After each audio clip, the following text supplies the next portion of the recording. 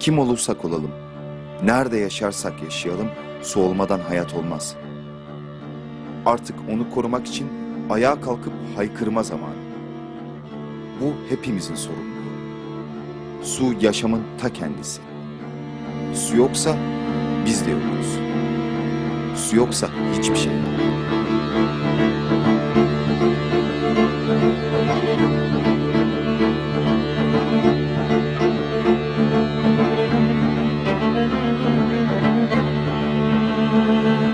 İstemiyoruz diyoruz, barajı istemiyoruz, hayır.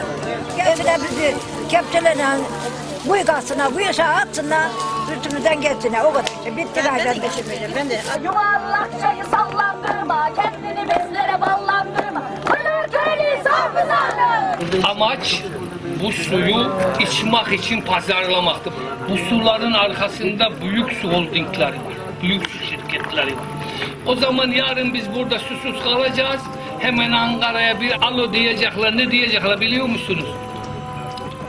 Bunlar bizi rahatsız ediyor, bu kelekler, bu mikroplar. Alın bunları buradan götürün. Onun için diyorum ki orman katili Orman Bakanlığı'dır. Çevrenin katili Orman Bakanlığı'dır. Çevre ve Orman Bakanlığı. Bunun ispatı mevcut. Her şeye tüccar zihniyetiyle bakılırsa memlekette hiçbir şey kalmaz. Değer yargısı kalmaz. Yani bu köylü buradan işte atsın kendini Çoruk Vadisi'ne gitsin. Ne oldu?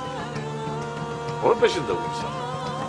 Adamlar gel dedi suyunuz, eviniz suyun içinde kalacak, evinizi taşıyın. Biz evi hemen taşıdık, getirdik bir köye koyduk. İneğimiz vardı, tavuğumuz vardı, sütü, yoğurdunu hiç satın almazdık. Ama orada doğal suyumuz vardı, su parası yoktu. Burada hepsini maliyet paraya bindi. Çok perişan. Sabah 7'de sonra kesiliyor. Geri 4'te geliyor. Anca bir saat su akıyor. Su sıkıntısı var. Barajın içinde yaşıyoruz. Elektrik sıkıntısı çekiyoruz. Evet işte. Başka yerde yapacaksalar koymasınlar. Milletin geçim kaynağı suya gömüldü. يبكي أوقتنا نسوي نكون حيوان يبكي نكون داير خودك نكون تشتكي خودك حيا زارج بمرض دين عبد الله منوفين بعربي دار شو نقلات في نقلات نكلي ما مجنات بورو شيء وشي نو نمو حكومة شدم بمنوني Su oradan yani boşa akıyormuş. O zaman bizim kanımız da boşa akıyor. Çölleştirecek burayı ya. Çoraklaştıracak burayı. Dengeyi alt üst edecek. Ekolojik denge diye bir şey var. Yani bunu bir insanın yapabilmesi mümkün mü? Uçağı yapabildiler ama bir yağmur yağdırabildiler mi? Yağdıramazlar. Çünkü o bir sistemdir, ekosistemdir. Buradaki ekosistemin varoluşu bu akarsudur. Bu akarsuyu kaldırıp borular içerisine hapsettikten sonra burada hiçbir şeyden bahsedebilmenin bir mantığı yoktur. Biz vatansever insanlarız. Bugün bu su için elimizden gelen her şeyi de yapmaya hazırız. Çoluk çocuğumuzu da o dozerin önüne yatırmaya hazırız. Gerekirse biz kendimiz de yatmaya hazırız. Yeter ki bizim bu suyumuz gitmesin. Her şeyimiz bizim suya bağlı.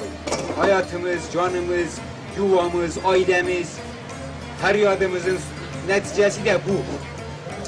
Yani insanlar feryat ediyor ama o feryatlar artık hiçbir şeye fayda etmiyor bundan sonra. Çünkü zamanında o başbakanımız buraya geldi, şunu buraya yapıyor diye hepimiz alkışladık. Ama işte başımıza gelen de bu oldu. Orası kurudu, burası da can çekişiyor. Sayın Başbakan geçenlerde diyor ki suyun kullanma hakkını sat. Lan benim kullanma hakkım yok mu? Bu ayının, doğanın, balığın, bilmem neyin kullanma hakkı yok mu da sen kullanma hakkını satıyorsun? Kimin hakkını kime satıyorsun? Velhasıl abi, dert çok yani. Dert çok ama savaşmaya kararlıyız. İnsanlar da yavaş yavaş uyanıyorlar. Yavaş yavaş bilenmeye başladılar. Çünkü bunlar çok arsız. Çok terbiyesiz bunlar. Ankara'da adam Bora'nın durumunu görmeden ruhsat veriyor. Burada vatandaşın var olup yok olduğunu ve ne kullandığını, ne yaptığını bilmeden oradan ruhsatı veriyor baba. Bu ruhsat verir adam yarın ben Bora'yı satın aldım der, benim evimi gelir yıkar. Yıkar mı? Yaparım bunu.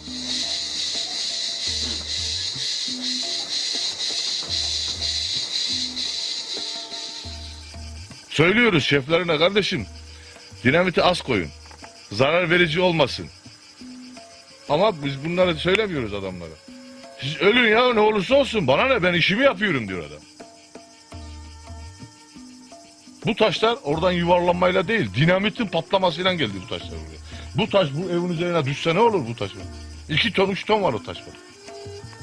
Bu taş da oradan geldi işte. Ha bak, tuvaleti yıktı burada, geldi vurdu yıktı tuvaleti. 3 senede inşaat yaptın. 5134 metre tünel yaptın. Şurada 400 metre kayayı toprağa indirdin. Şu borulara döşedin. Bu kadar işi yaptın da yani şurada 10 tane fidan niye dikemedin? Devlet yetkilileri duyarsız. Kaymakamımız, valimiz, milletvekillerimiz, başkan, tüm hepsi vekillerimiz.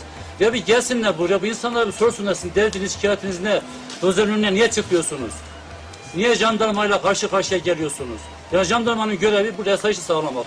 Gidip şirketin güvenliğini sağlamak değil. Adam gelip burada şirketin güvenliğini sağlıyor. Beni köyümden kovalıyor. Ya çıktı git buradan diyor. Ne demek bu ya?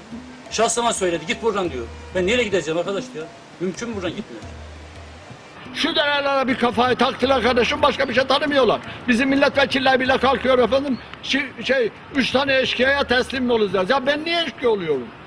Aha buradayım kardeşim, dokunulmazlığım yok, hiçbir şeyim yok. Ama beni götür içeri bas. Ya bir devlet 100 kişiyi içeri alamazsa daha niye devlettir? Aa, demek ki ben haklıyım. Yani bu insanlar yalan mı söylüyor? Evet, biz o işte çevreci tipler, bahsettikleri bu çevreci tipler yalan mı söylüyor? Enerjiye karşı değiliz. Biz 26 tane projeye karşıyız. Bir dalını 26 projeye, bir dalını kestirtmeyeceğiz. Biz bunda kararlıyız, evet.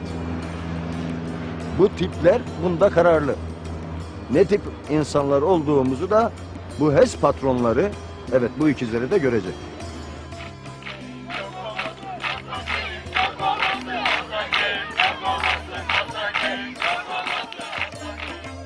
Millet dünyanın balığını katlediyor, ses yok. Ama köylü az yürüdü, hakkını korudu mu sus. Ana balığımız ölüyor sus.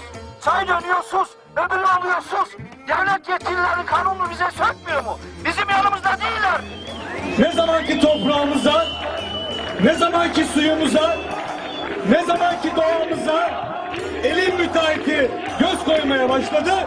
İşte orada ayağa kalktı Kastamonu, Azdaray, Cide, Çağlardı Lütfü abisi.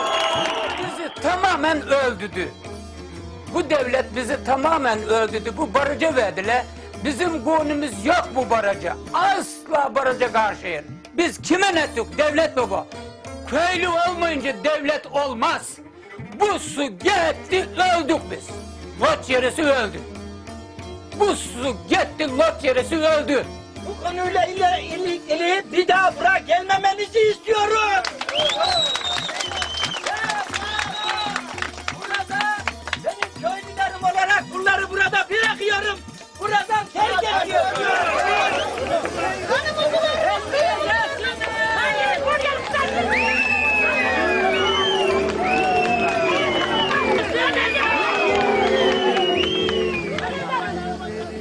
Şu Sarıbudak köy halkını düşünenler 12 senedir baraj başladı.